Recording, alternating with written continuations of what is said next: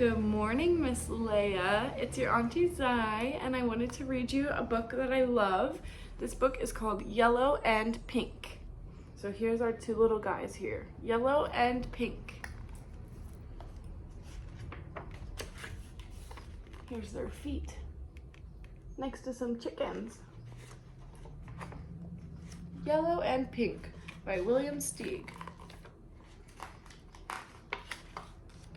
Two small figures made of wood were lying out in the sun one day on an old newspaper. One was short, fat, and painted pink. The other was straight, thin, and painted yellow. It was hot and quiet, and they were both wondering. After a while, the yellow one sat up and focused his gimlet eyes on the pink one. "Do I know you?" he asked. "I don't think so," Pink answered. "Do you happen to know what we're doing here?" asked Yellow. "No," said Pink. "I don't even remember getting here."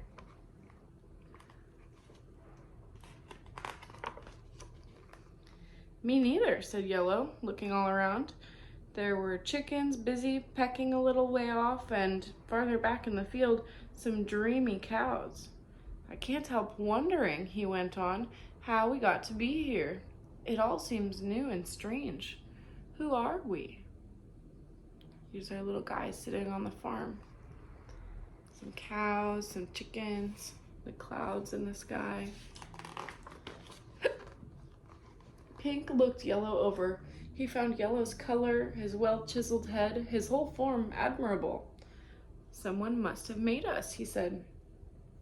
"How could anyone make something like me? So intricate, so perfect?" Yellow asked. "Or for that matter, like you? And wouldn't we know who made us, since we had to be there when we got made?" "And why," Yellow added, "would he leave us like this, with no explanation? I say we're an accident. Somehow or other, we just happened." Pink couldn't believe what he heard. He started laughing.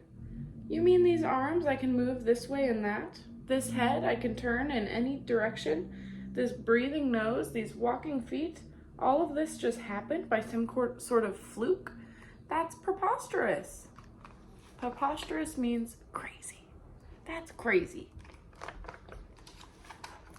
"Don't laugh," said Yellow. "Just stop and reflect. With enough time, 1,000, 1,000,000, maybe 2.5 million years, lots of unusual things could happen. Why not us?" "Because it's impossible. It's absolutely out of the question. How could we just happen? Would you mind explaining?" This is a cool picture.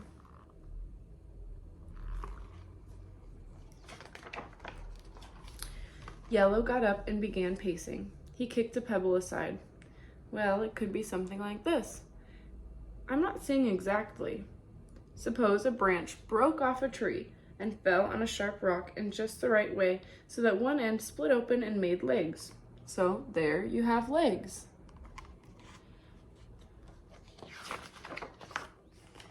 Then winter came and this piece of wood froze and the ice split the mouth open. There's your mouth. Then maybe one day there's a big hurricane that took that piece of wood and sent it tumbling down a rocky hill with little bushes. And it got bumped and chipped and brushed and shaped this way and that. Sand blowing in the wind might have helped with the smoothing.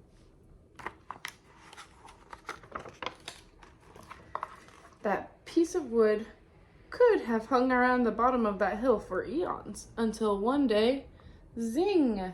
Lightning struck in such a way as to make arms, fingers, toes." "All right," Pink interrupted. "What about eyes? What about ears?" Yellow sat down on a stone to do some thinking. "Eyes," he said, "could have been made by insects boring in, or by woodpeckers, or maybe even hailstones of exactly the right size hitting repeatedly in just the right places." Said Pink. He clasped his hands behind him. "How come we can see out of these holes the woodpecker made, and hear?" "Because that's what eyes and ears are for, dummy. What else would you do with them? Those cows over there, they see with their big eyes. This ant sees with his teeny eyes. We see with ours."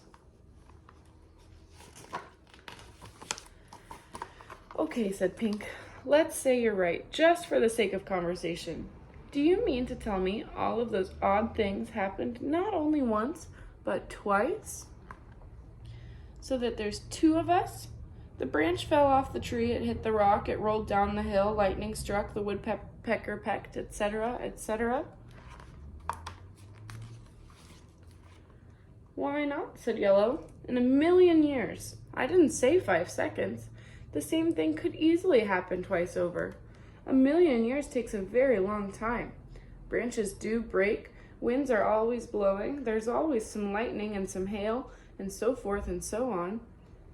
But you and I are so different, said Pink. How come? That only proves what I'm saying, cried Yellow. It's all accidental. You're probably a different kind of wood. You must have rolled down a different kind of hill, a soft, mushy one, perhaps. Pink was not satisfied with these explanations. He suddenly gave Yellow a challenging look. Explain this, he said. How come we're painted the way we are? Yellow took a few circular turns, pondering this question. The paint, he muttered. The paint, well, suppose when we rolled down those hills, or whatever it was we rolled down, we rolled through some paint someone had spilled. Pink for you, and yellow for me. And it came out so neat and symmetrical, Pink said, with perfect edges in just the right places, and there were 3 drops of white paint in a straight line for my buttons and 3 drops of black paint for yours. How about that, my yellow friend? Yellow was silent. He leaned against a tree stump, scratching his wooden head. I can't answer all the questions, he said finally. Some things will have to remain a mystery. Maybe forever. But why are we arguing on such a fine day? Sorry about the beeping. Just then, a man who needed a haircut came shambling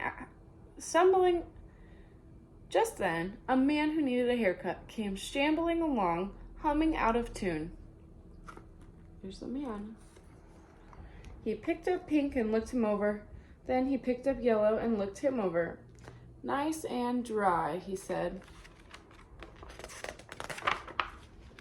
He tucked them both under his arm and headed back where he'd come from. Who's this guy? Yellow whispered in Pink's ear. Pink did not know.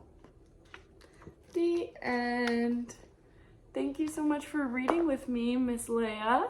I love you so much. I miss you every day, and I can't wait to read with you again soon.